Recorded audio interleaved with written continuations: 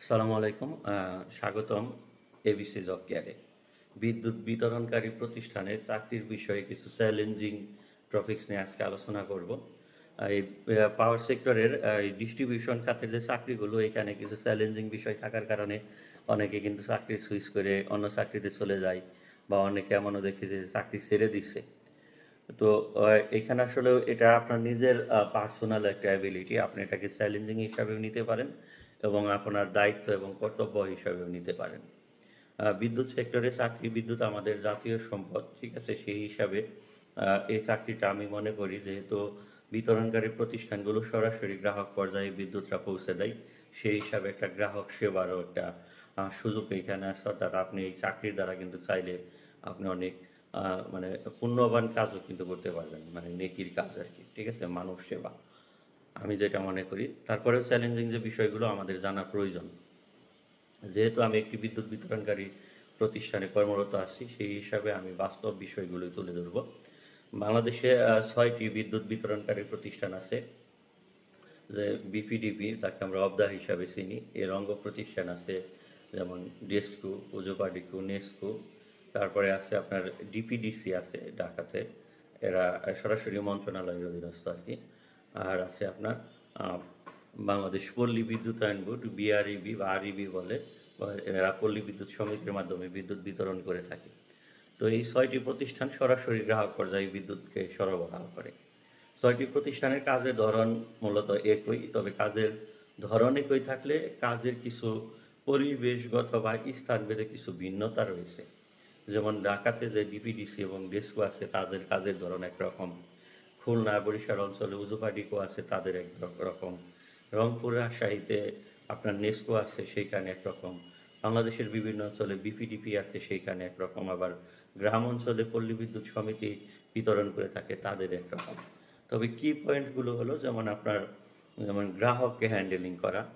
আহ, এখন তো অনেক প্রিপেইড মিটার আছে, প্রিপেইড মিটারেও দেখা যায় যে বিভিন্ন বকেয়া থাকে, যে ডিমান্ড চার্জ, তারপরে হলো মিটার ভাড়া জমে যাওয়ার কারণে।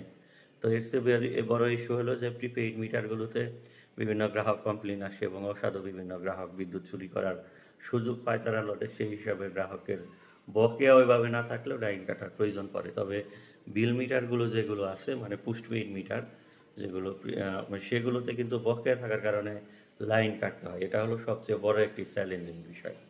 গ্রাহক বকেয়া রাখতেছে, তার বাড়িতে গিয়ে আপনাকে লোকজন নিয়ে গিয়ে লাইন কাটতে হতে হচ্ছে টাকা আদায়ের জন্য। কারণ এটা তো মাসিক একটা হিসাবের বিষয় আছে, ঠিক আছে? যে কত টাকার বিল হলো, আবার কত টাকা সেটা আদায় করে নিয়ে আসতে হয়, সেই হিসাবে আপনার বাৎসরিক আপনার অফিসকে টার্গেট দেয়া থাকে, ঠিক আছে? সিআইসিবি এগুলো বলে, সিস্টেম লসের টার্গেট দেয়া থাকে। এগুলো অ্যাচিভমেন্ট হলে আপনার অফিসের সুনাম, প্লাস হলো আপনার এপিএ বোনাস, একটা বোনাস পাওয়া যায়, ঠিক আছে? বাৎসরিক এগুলোর উপর মার্কিং হয় অর্জনের উপর, সেটাও মানে আপনি পাবেন। আর যদি এটা না হয়, আপনি একজন মানে পুরো প্রতিষ্ঠানে অফিসটাও খারাপ দিকে গেল, বোনাস থেকেও কিন্তু বঞ্চিত হতে পারেন। তো যার কারণে এটা আসলে করতে হয়।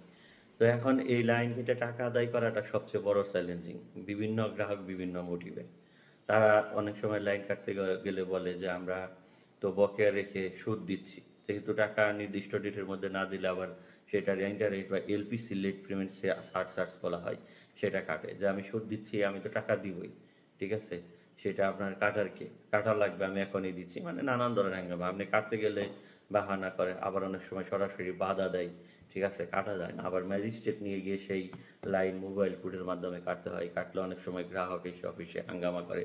এই বিষয়গুলো দেখুন, এগুলো আপনাকে আপনার টেকনিক্যাল সাউন্ড দ্বারা কিন্তু হ্যান্ডেলিং করতে হয়, ঠিক আছে? টেকনিক্যাল সাউন্ড দিলে, যেমন একজন গ্রাহককে আপনি যেমন একটা গালি দিলেও কিন্তু সে খুশি থাকে, এমনও গ্রাহক আছে। এবং মানে চাকরি করতে করতে তার সাথে ভালো আন্ডারস্ট্যান্ডিং হয়ে যায়। আবার অনেক গ্রাহক আছে, তাকে ভাই বা আপনি যেভাবেই বলেন, ঠিক আছে, তাকে কিন্তু ওইভাবে মোটিভেটেড করা যায় না। কারণ তার কিছু গ্রাহক আছে, তার জন্মগত এভাবে একটু ঘাবড়া টাইপের, ঠিক আছে? তাকে ওইভাবে আপনাকে ম্যানেজ করতে হবে। কাটতে দিবেন আপনি, ঝামেলা করবেন না, মোবাইল কোড আসলে তখন দিবেন, বা অন্য কারো মাধ্যমে সে যাকে একটু মানে, ঠিক আছে, আপনার অফিসে লোকাল অনেক লোকজন থাকে পরিচিত, তার মাধ্যমে মোটিভ করে বা তাকে সুযোগ দিয়ে কিস্তি দিয়ে তারপরে তো সেটা আদায় করুন। আপনার তো ঝামেলা করার এখানে প্রয়োজন নেই, বা আপনি পারতেছেন না, আপনার উপরের যে কর্মকর্তা আছে, অ্যাসিস্ট্যান্ট ইঞ্জিনিয়ার বা এক্সএন এইচডি, তাদেরকে অবহিত করুন। ঠিক আছে? এইভাবে আপনার যে কাটতেই হবে এই ঘাড়ামি করা যাবে না। কারণ আপনি গ্রাহকের বাড়িতে গিয়ে তারপরে লাইনটা কাটতেছেন। এটা কিন্তু আপনাকে বুঝতে হবে। তারপরে হলো যে আপনার দ্বিতীয় চ্যালেঞ্জিংটা যেটা বলবো আপনার এই ঝড় বৃষ্টির দিনে মানে ডিউটি এটা বিদ্যুৎ যেহেতু একটি জরুরি ডিপার্টমেন্ট সেই হিসাবে আপনার এটা ডেডিকেটেড হয়ে কাজ করতে হবে। দেখা গেল যে রাত 12টায় ফিডার ফল্ট আপনার ওই ফিডারে বা এলাকায় গ্রাহক আছে 5,000। আপনি কি 12টা পর্যন্ত থেকে সকাল 7টা বা 8টা পর্যন্ত আপনি নিজে শান্তিতে ঘুমাবেন আর গ্রাহকগুলোকে আপনি কষ্টে রাখবেন? এই মেন্টালিটি নিয়ে ভাই হিসাব করা যাবে না। আপনার ফিল করতে হবে যে আমার বাসায় বিদ্যুৎ না থাকলে কেমন লাগবে।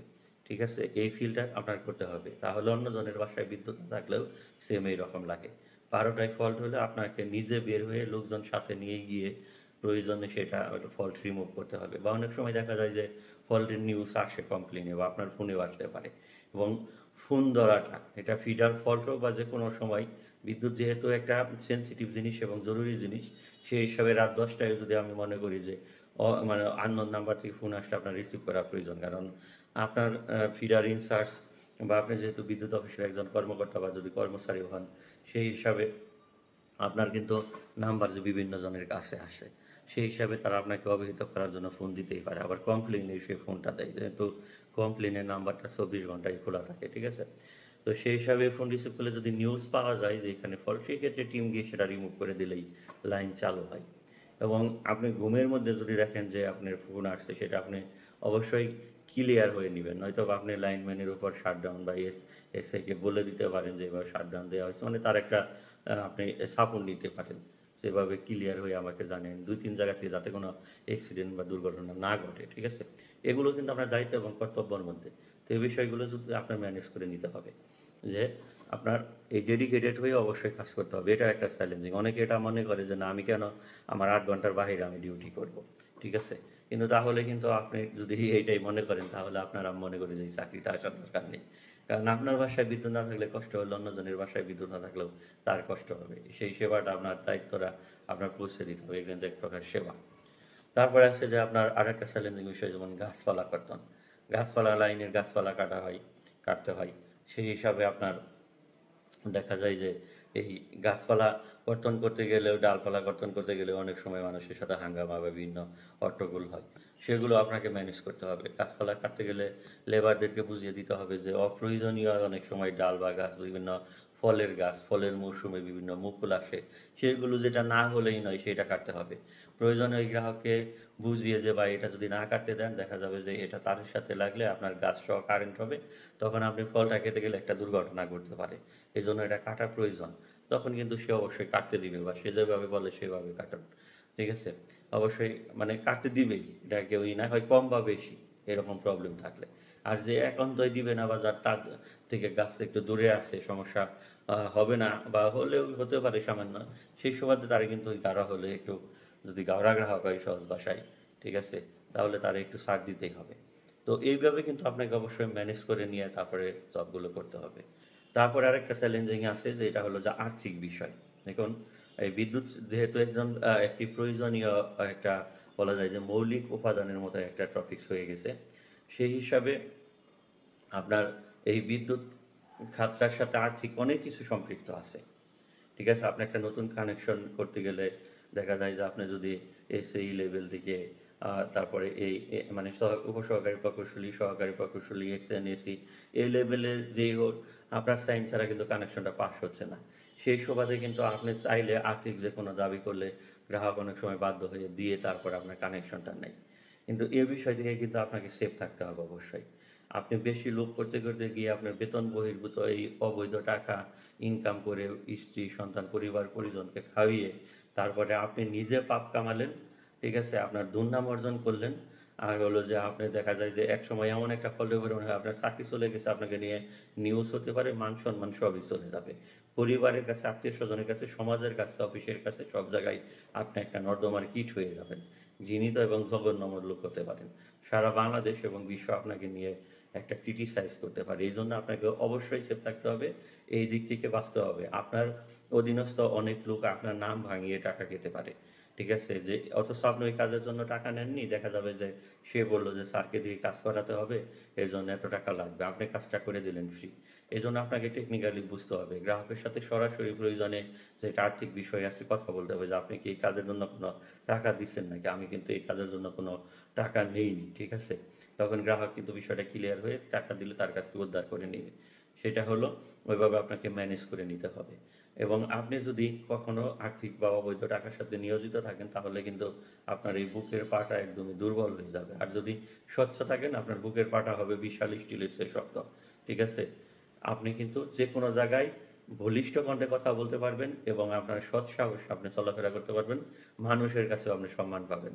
আর যখনই আপনি টাকার কাছে বিক্রি হয়ে যাবেন তখনই কিন্তু মানুষ আপনাকে টাকায় কেনা গোলাম হিসেবে ভাববে। আপনার সামনে সবসময় টাকার লোভনীয় বিভিন্ন কাজ আসবে এবং অবৈধ কাজগুলো বেসিক্যালি টাকা দিয়ে উদ্ধার করার চেষ্টা করে সবাই। সেই ক্ষেত্রে একসময় দেখা যায় তদন্ত হয়ে আপনি একটা ফল্টের মধ্যে পড়ে যাবেন। ঠিক আছে? যেটা আপনার ইহকাল এবং পরকালের জন্যই খারাপ হিসাবে কাজ করবে। তো এইজন্য বলব যে এই চ্যালেঞ্জিং বিষয়গুলো আপনাকে মেনে নিয়ে এই চাকরিটা করতে হবে। এই চাকরির সবচেয়ে বড় সুবিধা আমি যেটা মনে করি, এই যে এখানে উচ্চ স্যালারি আছে। আপনি চাইলে স্বচ্ছভাবে আপনার জীবনটা সুন্দরভাবে পরিচালিত করতে পারবেন। দ্বিতীয় সুবিধাটা হলো বিদ্যুৎ বিতরণকারী প্রতিষ্ঠানে একদম লোয়ার লেভেলের লোক থেকে আপার লেভেলের সমাজের সব শ্রেণীর লোকের সাথে আপনার ওঠা বসা সবার সাথে আপনার পরিচয় থাকবে সমাজে এবং চাকরির ক্ষেত্রে আপনি যথেষ্ট পরিমাণে একজন সম্মান ব্যক্তি হিসাবে পরিচিতি লাভ করতে পারবেন এবং সম্মান পাবেন প্লাস হলো সব লেভেলের লোকের সাথে যেহেতু আপনার ওঠা বসা বা পরিচয় আপনি যে কোনো প্রতিষ্ঠানে আপনার পরিচয় দিয়ে বা আপনি কিন্তু একটা পরিচিতি অর্জনের মাধ্যমে সুবিধা নিতে পারবেন যে কোনো অফিস থেকে। সুবিধা বলতে ধরেন যে আপনার একটা পাসপোর্ট অফিসে কাজ আছে আপনি পরিচয় দিলেন যে আমি বিদ্যুৎ অফিসে চাকরি করি ভাই আমার পাসপোর্টটা একটু তাড়াতাড়ি। বিআরটি অফিসে আছে, আপনার ভূমি অফিসে আছে পরিচয় দিলে থানায় তারপরে আপনি যে কোনো জায়গায় বলেন, ঠিক আছে? আ আপনি কিন্তু অবশ্যই একটু আলাদা সুবিধা পাবেন এটা সবচেয়ে বড় সুবিধা। তো এটা কিন্তু আর্থিক নয়, অন্তরের একটি সুবিধা, আপনার সেবার একটি সুবিধা। ঠিক আছে? তো আশা করি বিষয়গুলো বুঝতে পারলেন।